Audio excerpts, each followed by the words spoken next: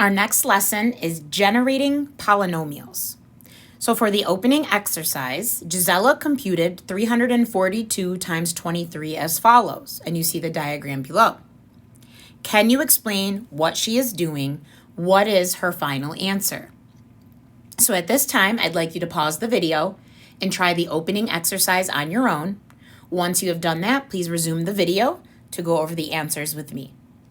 Okay, you've had time to do the opening exercise. So what she is doing is using what we call the area model. So she's using the area model, which you might have referred to in a different way without saying the specific name of it, but as long as you talked about multiplying certain parts of the product into boxes, you had the right idea. But now, if you didn't have that vocabulary, please add it. So it's called using the area model to find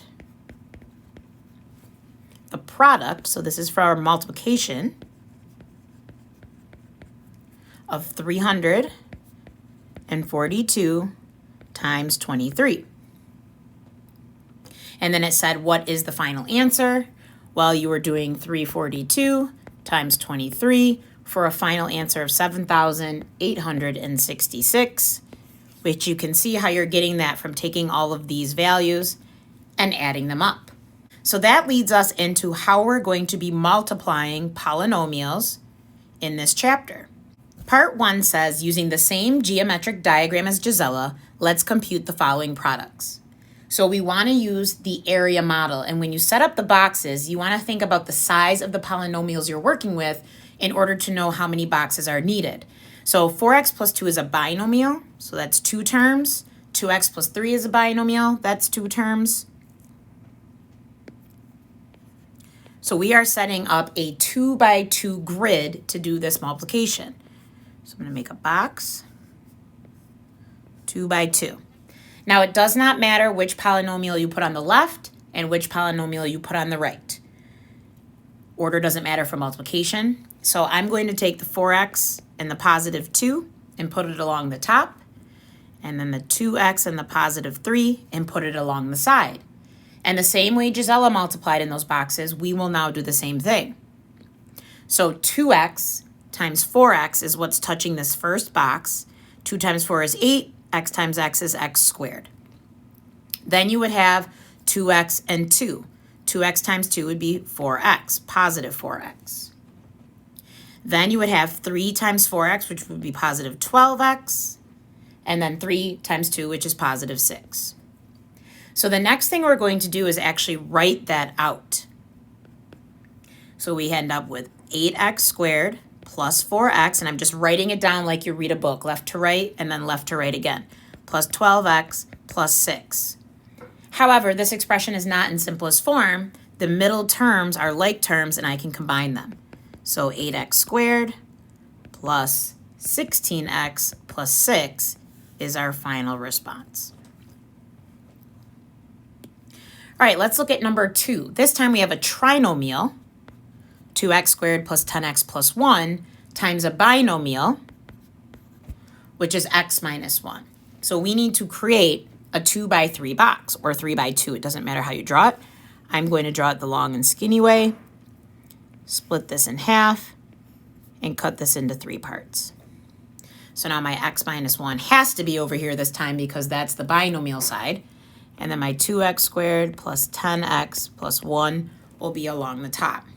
So now, just like before, we're going to multiply all the boxes' areas in order to find the product.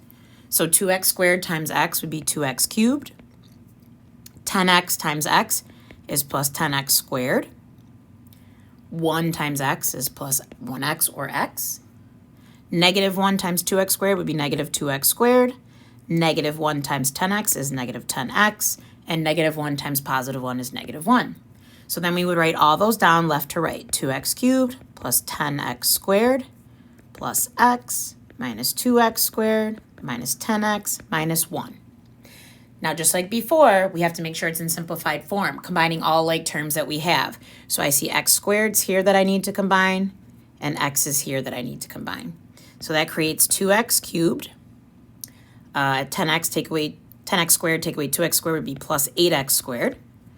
x and negative 10x would make negative 9x. So subtraction, negative, addition, positives, all interchangeable vocabulary you're going to notice me using, by the way. And then minus 1, because there's nothing to combine with that. And we'll circle that as our final answer. Okay, now as a side note, I want to talk about the property that happens within the boxes. I'm going to do a highlighter here and show you that on your diagonals, you have like terms. So you're going to notice those are the terms we ended up combining. So now it says, could we have found this product without the aid of the geometric diagram like Gisela? What would it look like? Okay, so the area model is an option for multiplying, but it is not the only option. It is, however, an option that many people like. It's a nice visual aid, but you can also think about distributing, which means you're going to use the distributive property.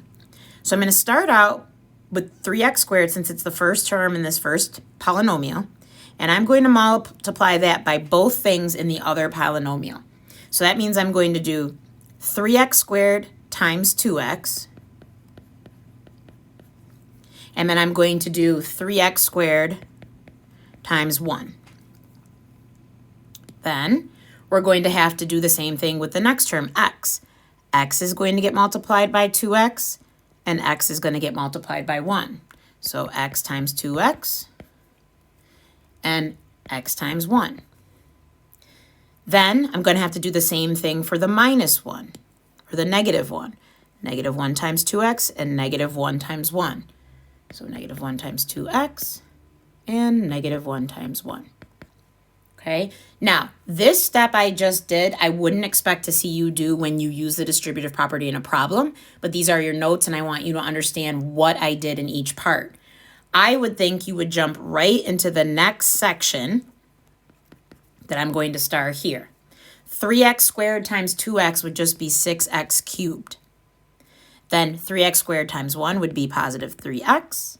X times 2x would be positive 2x squared. X times 1 would be positive x. Then you have negative 1 times 2x, which is negative 2x, and negative 1 times 1, which is negative 1. So then we would go through and find our like terms, as always. This should have a squared. Okay, so we have 3x squared and 2x squared that are like terms, and we have positive x and negative 2x that are like terms, and then we have this cubed, and we have this negative 1. So my final answer would be 6x cubed plus 5x squared, 3x squared plus 2x squared. Then I would have minus x for the positive x and the negative 2x, and then minus 1 as my final answer. So distributive property is your other option with multiplication. Part 2, the following product was obtained using the distributive property incorrectly. Identify the mistake and find the product correctly. So at this point, I'd like you to pause the video and see if you can find out where the mistake is. Then when you think you have it, resume the video to go along with me. So here is our issue. Right here we have p plus q in parentheses squared, and they are telling me that that equals p squared plus q squared. That is incorrect. So p plus q squared does not equal p squared plus q squared. We have to take this expression and actually expand it to see what we're really multiplying. So what we should have been multiplying is p minus 1, and then taking that p plus q and expanding that out to p plus q times itself. Now we work in pieces. So we're going to start with the first piece, which is taking those two binomials and multiplying those. So it says using the distributive property incorrectly. I'm going to show you distributive property and area methods just so we can continue to use both. So I'll start with distributive. So I'm going to take p minus 1 and multiply it by p plus q. P times p is p squared. P times q would be positive pq. Negative 1 times p would be negative p, and negative 1 times q would be negative q. So that's just the answer to my first two multiplied. Now, however, we have to take this response and we still have to multiply it by the remaining p plus q. Okay, So we'll go over on the side, and this time I'm going to use the box or area method for multiplication. So we have a p plus q on the side, and then we have p squared plus pq minus p and minus q. And we're going to multiply into all our boxes. So this is p to the third power. This would be p squared q. P times negative p would be negative p squared. P times negative q would be negative pq. Now you're going to notice I'm putting the p before the q. Typically when you have more than one letter, you would put them alphabetically. Q times p squared would be plus p squared q. Q times pq would be plus pq squared. Q times negative p would be negative pq. And q times negative q would be negative q squared. And so now we just want to be on the lookout for any like terms. So I see that we have a p squared q and a p squared q here. And then I notice that we have a pq and a negative pq here. And everything else has no like term. So now we can take our result and write it out. We have p cubed. Then we have 2p squared q. Then we have a negative p squared. We have a positive pq squared. Then we have the negative pq's we can combine to be negative 2pq, and then minus q squared at the end. So that's what our expression should have been if used correctly. So now at this time, I'd like you to pause the video again and try some practice problems. Once you have done the practice problem, including number 2, which is a challenge problem, please resume the video and we will go over the answers together. Okay, practice number 1. Use the distributive property to write each of the following expressions as the sum of monomials. Be sure to show your work. So you can use regular distributive property, or you can use the area method. I'm going to use the area model right now to show you how to do this.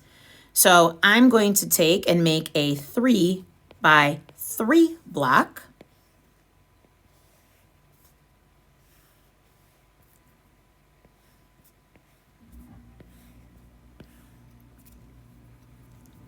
We have 2x squared plus 10x plus 1, and then x squared plus x plus 1. So 2x squared times x squared would be 2x to the 4th. X squared times 10x would be plus 10x cubed. X squared times 1 would be positive x squared. X times 2x squared would be 2x cubed. X times 10x would be positive 10x squared. X times 1 would be a positive x. 1 times 2x squared would be 2x squared. 1 times 10x would be a positive 10x. And then 1 times 1 is 1. So then again, if you want to write them all out, you can, but you can go through and find your like terms. We have x cubes right here. We have x squareds here. And then we have x's here. So we can combine those as we write our final answer. So we've got 2x to the 4th. Then we have 10x cubed and 2x cubed, which would be 12x cubed. And if I add up all the x squareds, I should have 13x squared. Then 11x and a positive 1. And that's my answer for number 1. So now the challenge problem, number 2. Find a polynomial which, when multiplied by 2x squared plus 3x plus 1, gives the answer 2x cubed plus x squared minus 2x minus 1. So we have something in here that we're going to multiply by 2x squared plus 3x plus 1 to get a result of 2x cubed plus x squared minus 2x minus 1. Okay? So you're trying to see what you would need to multiply by. The answer would be whatever you decide goes in that polynomial. The answer should be x minus 1. Then, as our lesson summary, think about it. Must the product of 3 polynomials result in a polynomial? Okay, so the answer to this is yes. And if you want to see an example, you can see the example with the p minus 1, times the p plus q squared.